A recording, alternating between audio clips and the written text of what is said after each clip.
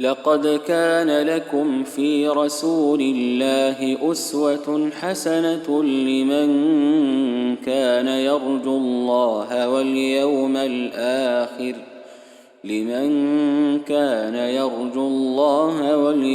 الآخر وذكر الله كثيرا.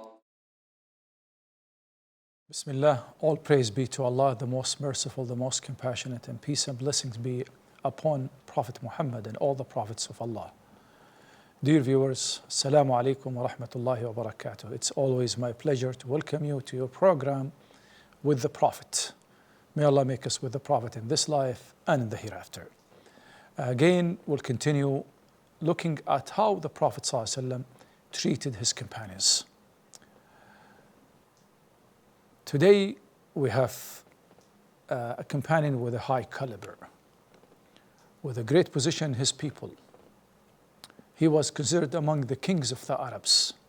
His father was named the most generous man of the Arabs.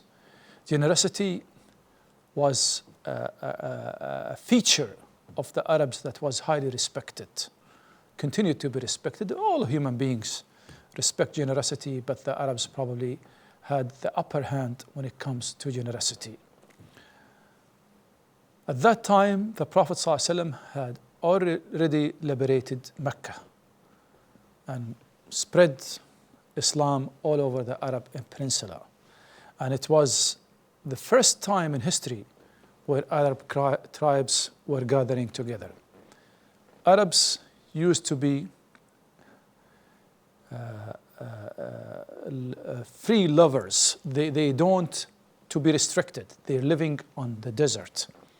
They had no boundaries. They had the sky and the desert. So they don't want to be controlled by any. And where they're controlled by force against their own will. To the extent that the Arabs would come to Mecca because the sanctuary, the sacred mosque was having a special position in the hearts of the Arabs at that time, though they transgressed against the teachings of Ibrahim alayhi salam and Ishmael, who rebuilt the Kaaba and called for Tawheed and Islam at that time. But over time, things have changed and they started having their idols. To the extent that Arabs who come to Mecca, they come with their own idols. They have an idol for them next to the Kaaba. Each tribe has an idol. Each tribe worships their idol, which is made out of stone or wood, you name it. And they wouldn't worship other idols. So the Prophet ﷺ now moving to the northern parts of Arabia to spread Islam. And Ali ibn Abi Talib was leading the expedition. One of the kings of the Arabs at the north of the tribe of ALTaei, around Ha'il now and other places, called Uday ibn Hatim al-Ta'i. Uday didn't like that. Didn't want to lose his position. He doesn't want to be a peasant. He wants to be a king. He thought this man was a king and he wanted to just control over his people and himself. He realized that he could not defend himself and his tribe. So he was preparing to flee at any time that the army of the Prophet would approach his territory. He asked his servants to prepare camels, sustenance, whatever they need to run at any case of emergency. So it happened. He ran away, took all his family, with the exception of one woman. His sister Safana was left behind. She was not there at that time. He was leaving in haste when he thought that she was with them, but in reality, and he went to the Ghassasina. He was himself a Christian and Sabi, following a religion between Christianity and Sabiism. Okay? He went there. The army of the Prophet ﷺ came to that land. They collected the people, took them as prisoners of war to Medina. And Safana was among them. The Prophet ﷺ would always put the prisoners next to him, next to the mosque, to be under his own protection, under his own observation. If anybody would have a complaint, he would complain directly to the commander-in-chief, to the Prophet of Allah, sallallahu alayhi wasallam. One time he passed by, Safana stood up, said, the Prophet of Allah. He moved away, didn't look at her. Second day, she did the same thing. The third day, her people said, introduce yourself to him. Tell him who you are, who your father was. She stood, went in front of the Prophet ﷺ, said, oh Prophet of Allah, my father was the most generous man on earth, among the Arabs. He used to feed the hungry, to take care of the needy, to free the prisoners. He said, who was your father? He said, my father, Hatim ALTaei. I am Safana, the daughter of Hatim ALTaei. The Prophet ﷺ immediately said, free her. Her father used to love good manners. And the Prophet ﷺ was the real lover of good manners. He is the greatest. Allah subhanahu wa ta'ala praised him by having the greatest manners, the greatest character. وَإِنَّكَ لَعَلَى خُلِقٍ عَظِيمٍ.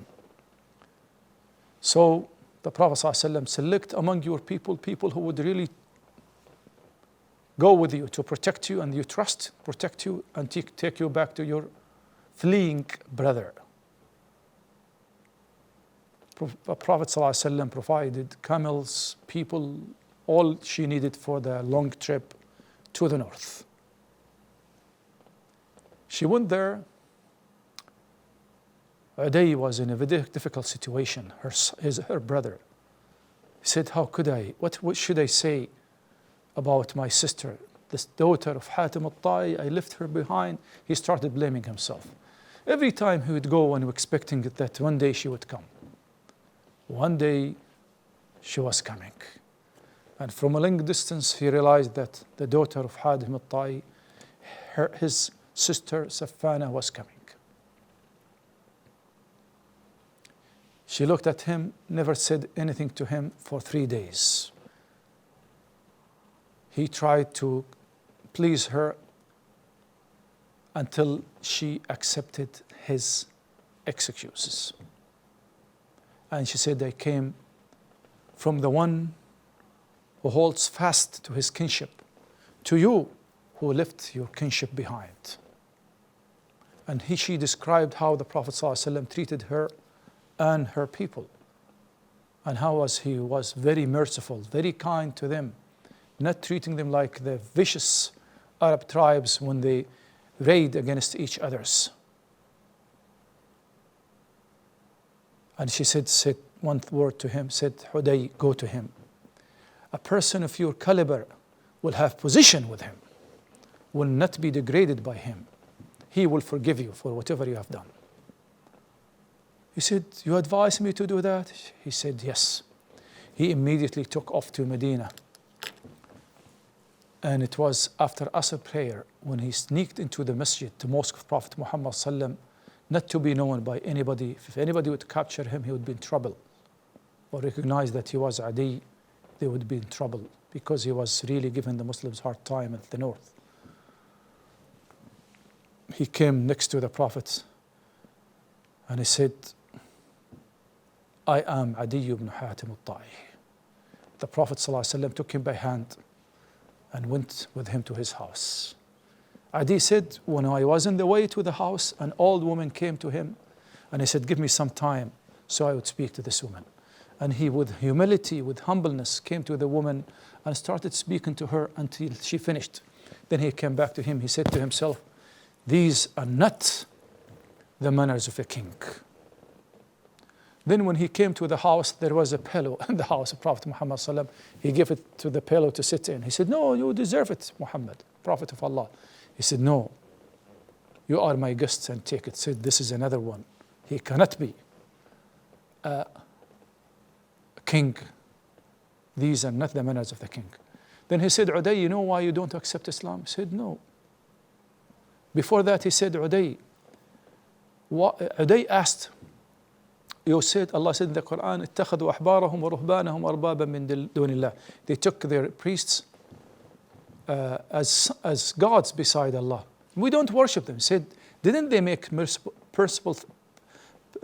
permissible things for you, unpermissible haram, and unpermissible things permissible for you? He said, yes. He said, this is the way of worship for them. Because only Allah subhanahu wa ta'ala has the power to do that, not people, not you priests.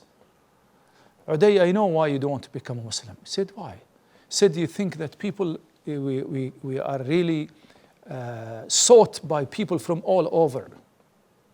We are not living in peace. We are poor.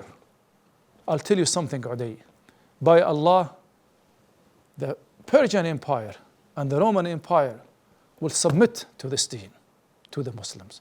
By Allah, a woman will come from Kufa, from Al-Hira, to Mecca, by herself, fearing none but Allah. By Allah, wealth will be distributed to the extent that zakah will not be taken by anybody. Everybody will be satisfied with what they have. Uday ibn Hatim said, I was with the people who carried the treasures of Khusro, the king, the emperor, the Persian emperor, to Medina.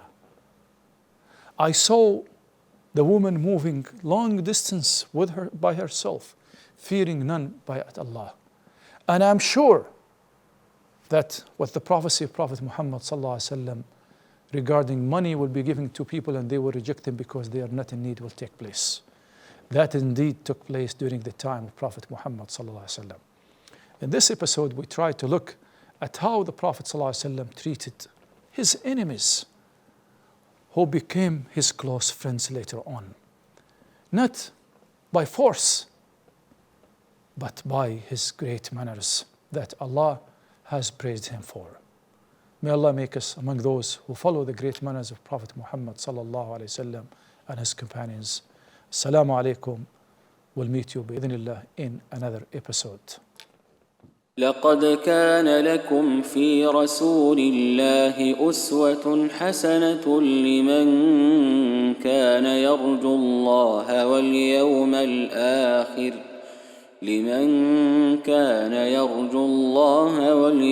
الآخر وذكر الله كثيرا.